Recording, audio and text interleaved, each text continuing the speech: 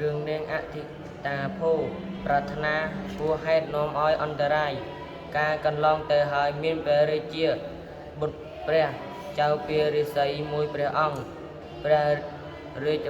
បិតាមិនក៏ព្រះរាជតីទ្រង់បង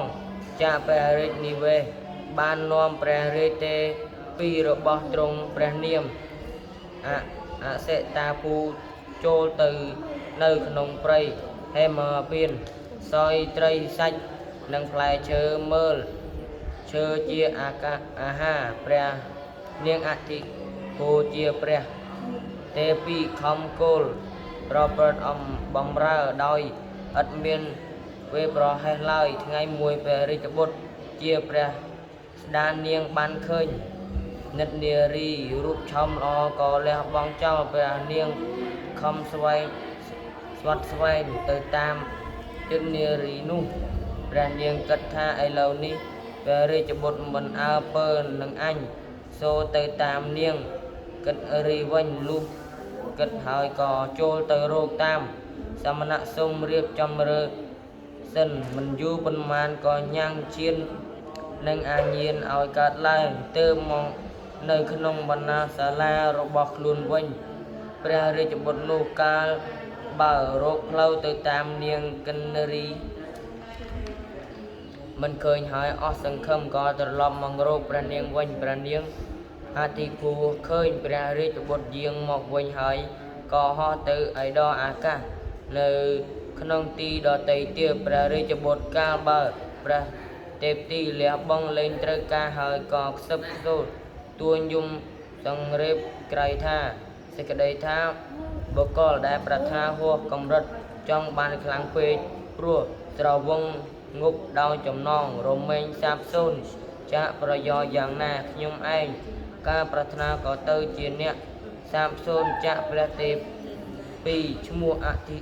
ភូយ៉ាងនេះដែរព្រះរាជបុត្រតាំងពីថ្ងៃនោះមកនៅក្នុងព្រៃតែម្នាក់ឯងលុះអំនៅឥតអំពីព្រះរាជបិតាទៅបានសោយរាជជាស្ដេចស្នងអង្គព្រះរាជបិតាគ្រានោះមានទេវតាមួយអង្គបានសូត្រគាថាថ្វាយជាព្រះសន្តាប់ថាសេចក្តីថាបុគ្គលដែលប្រាថ្នាហួសកម្រិតចង់បានខ្លាំងពេកព្រោះស្រវឹងងប់ដោយ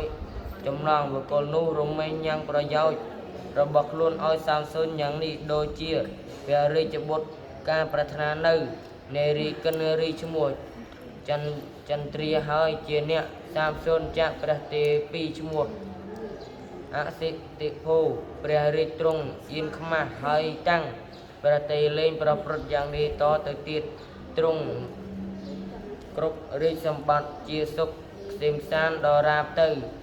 រឿងខ្មោចយក្សនិងក្មេងតូច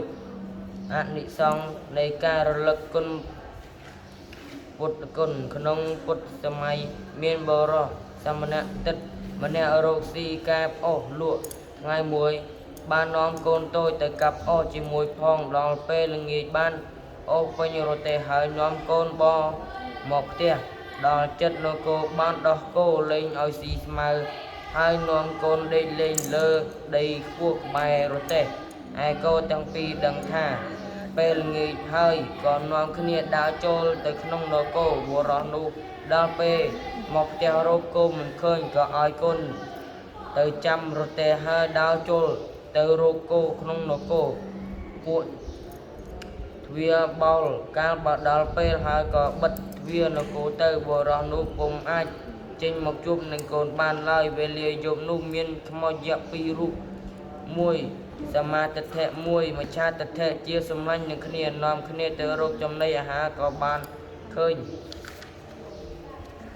ក្មេងតូចដេកនៅក្រោមនោះខ្មោចយក្សមច្ឆាទិដ្ឋិនិយាយថាអញចាប់កុមារនេះស៊ីឥឡូវនេះខ្មោចយក្សសមាទិដ្ឋិនិយាយខាត់ថាគុំអ្នកមិនត្រូវធ្វើយ៉ាងនេះទេព្រោះកុមារនេះតែងរលឹកគុណព្រះពុទ្ធថាអ្នកមកពុទ្ធស័ក្តិដូច្នេះរាល់ពេលវេលាពុំដែលដាច់ខ្មោចយក្សមច្ឆាទិដ្ឋិមិនស្ដាប់ស្ទុះទៅចាប់ក៏បំរុងបរិភោគកុមារភ្ញាក់ឡើងភ្លាមមាត់ស្រែកថាអ្នកមកពុទ្ធស័ក្តិញាប់មាត់ដោយពុទ្ធរិទ្ធដែល ខ្លួនធ្លាប់សន្សំមកយូរហើយខ្មោចយក្សមច្ឆាទិដ្ឋិគ្រាន់តែឮអ្នកមោពុទ្ធសាសន៍ដូច្នោះក៏ភ័យតក់ស្លុតលែងកុមារនោះទៅវិញហើយថយមកឈរក្នុងទីឆ្ងាយកាលនោះខ្មោចយក្សសមាទិដ្ឋិនិយាយបំភ័យថាអំពើដែលអ្នកធ្វើនេះមានទោសធំណាស់ហាក់ដូចជាប្រមាថមើលងាយព្រះពុទ្ធអ្នកឯងត្រូវទទួលទណ្ឌកម្មទើបរួចទោសគឺអ្នកឯងត្រូវទៅរកអាហារមកឲ្យកុមារនេះបរិភោគឲ្យបានឆ្អែតស្កប់ស្កល់ទើបបានខ្មោចយក្សមច្ឆាទិដ្ឋិទទួលព្រមធ្វើតាមទើបនិយាយផ្ដាំនឹងសំណាញ់ថាបើខ្ញុំទៅរកអាហារមិនទាន់ត្រឡប់មកដល់រាប់ណាអ្នកត្រូវរងចាំខ្ញុំដល់រាប់នោះដាំហើយក៏ចូលទៅក្នុងនគរដើររកអាហារទៅដល់ព្រះរាជដំណាក់បានព្រះទះឃើញភាជនមាសធំមួយដែលពេញដោយអាហារមានរសឆ្ងាញ់អាហារនោះជាព្រះសោយសម្រាប់ព្រះបាទអាជាតិត្រូវក៏យកទៅភាជនមកឲ្យកុមារបរិភោគមកចិត្តដល់បាននិមិត្តខ្លួនដូចជាបិតារបស់កុមារចាប់ចែងឲ្យកុមារបរិភោគដល់រាបដល់ឆ្អែតហើយសរសេរអក្សរភ្ជាប់នឹងភាជនមាសថាពាក្យថាពុទ្ធាំងគឺកុមារកូនរបស់អ្នកលួអស់បានពោលហើយសេចក្តីព្យាយាមនេះគឺខ្ញុំបាទធ្វើឲ្យជាទណ្ឌកម្មហើយអធិដ្ឋានអក្សរនេះឲ្យបានស្ដេចទប់កំខានធ្វើដូច្នោះហើយខ្មោចយក្សទាំងពីរក៏បបួលគ្នាជៀសចេញពីទីនោះទៅវេលាព្រឹកឡើងដល់ពេលព្រះមហាក្សត្រនិងសោយព្រះសូចពួកព្រះរាជបម្រើរោគភាជននោះពុំឃើញឡើយកោលាក៏កើតឡើងក្នុងព្រះរាជដំណាក់ទើបព្រះមហាក្សត្រចាប់រាជបុរសឲ្យសើបដំណឹងរោគរាជបុរសបាន